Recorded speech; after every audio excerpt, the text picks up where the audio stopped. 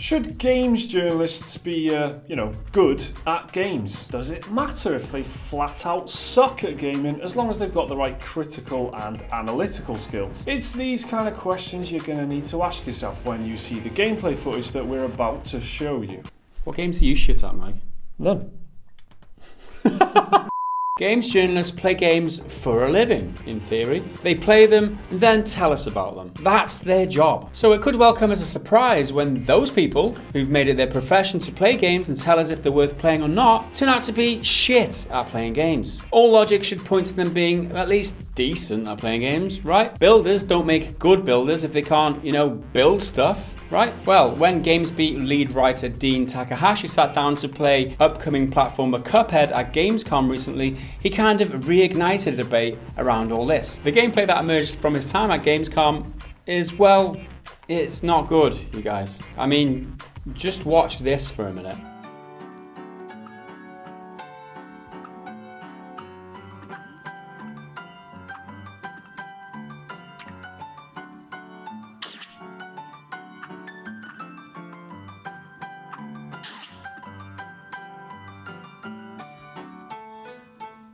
I mean, to be fair, Cuphead looks pretty hard, right? It's a 2D platformer. Yeah. I mean, they're not, he's shooting from his finger. It's not, he's got a jump and he's got a dash at the same time. I mean, it's difficult, right? Right?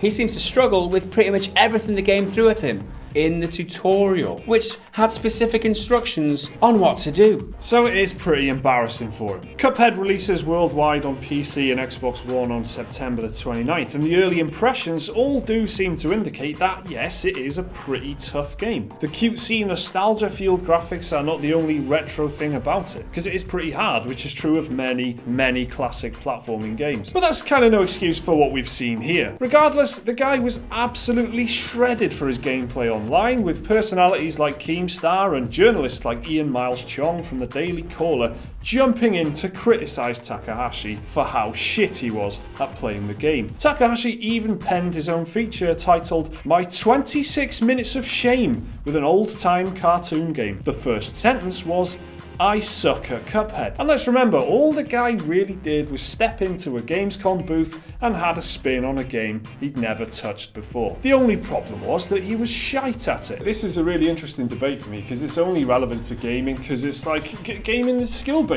It requires skill on your part to be able to enjoy the thing. It's not like a film critic. You can't just rock up to the cinema and watch the thing and then have an opinion on it. You've got a part to play in the game itself. So you've got a responsibility to be at least some way decent at, knowing what you're doing. That's a good point, Mike, but do you have that responsibility to be able to jump and time your dash at the right time? You jump and dash. It's difficult. Not only that. It is hard. Not only that. It's jumping and dashing. Yeah, that's one thing. But reading the instructions that tell you exactly what to do on the screen. It's embarrassing for them. There's no getting away from that. It is pretty bad.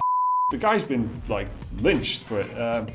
Pretty hardcore complaints from people, and it's kind of used to undermine games journalism as a whole, really. But that's the thing. Do they need to be good at games? Do games journalists need to be good at playing games to be good games journalists? You compare them to journalists like sports writers or something, like a football journalist.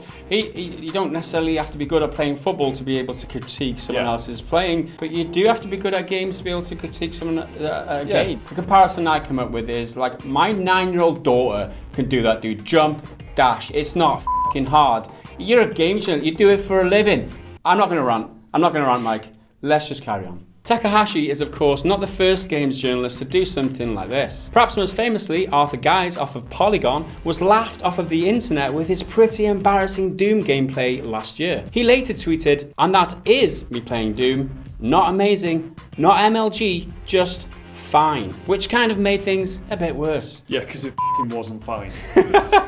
It was laughable. It was horrible. But that's just promotional gameplay preview stuff. The only time this really becomes a problem is when it comes to reviews. GameSpot reviewer Peter Brown gave The Crash Insane Trilogy a 6 out of 10 earlier this year because of abrupt spikes in difficulty. But not only that, he couldn't even finish the game and managed to only get through half of each title in the trilogy. That kind of half-baked playing experience can't really be used for a reliable review, can it? Most recently, Jim Sterling threw a tantrum over Hellblade Senua's Sacrifice, awarding it a 1 out of 10 because of a game-breaking bug, which turned out to be kind of his own fault. Sterling immediately pulled down his review though and tried to explain himself in a follow-up video. At least he acknowledged it. Ben Tyra of the official PlayStation magazine gave the same game a 5 out of 10 because, and I quote, it had too many enemies. But that's the fucking point, isn't it, Ben? That's the point of the game. It's an exploration of psychosis and the feeling of being overwhelmed by mental illness while doing your best to fight against it. It's a perfect, beautiful bit of game design, you flipping donkey. Glad you got that off your chest, man, because that's been brewing for a few weeks. It has, yeah, that upset me when I read that, to be honest. Too many enemies.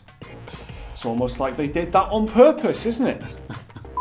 All they need to do is give it a little bit of context. A lot of gamers aren't going to be good at games. Like the majority of gamers are maybe kids or casual gamers It's a huge who aren't that good at games. Like older gamers, like dads and stuff who are just laid back and they want to do a bit of open world exploration. They're not into the hardcore kind of, you know, finishing the game to completion and all that stuff. Kind of representing that gamer in effect. If they're not that good at games, they're kind of having the same experience as that casual gamer might have. What they have to do is just give it a little bit of context. They can't say this game is hard, 2 out of 10. They should just say, okay, I found this game hard, but it's still a good game. I mean, that's just what they should be doing. As for the thing about Takahashi, it's just, it's funny. He's been self-aware about it. He's written his own feature in which he said it was embarrassing for him and he sucks at Cuphead and he's kind of openly. I like that actually. Yeah. I think for me, it's absolutely fine for games journalists to be shit at games. Just don't let that cloud your judgment when you're reviewing those games and complaining that they're too hard, because maybe it's you. Alright then guys, you've seen the footage now, we've shown it to you. What did you think? Is it just a bit of embarrassment or is this a serious problem?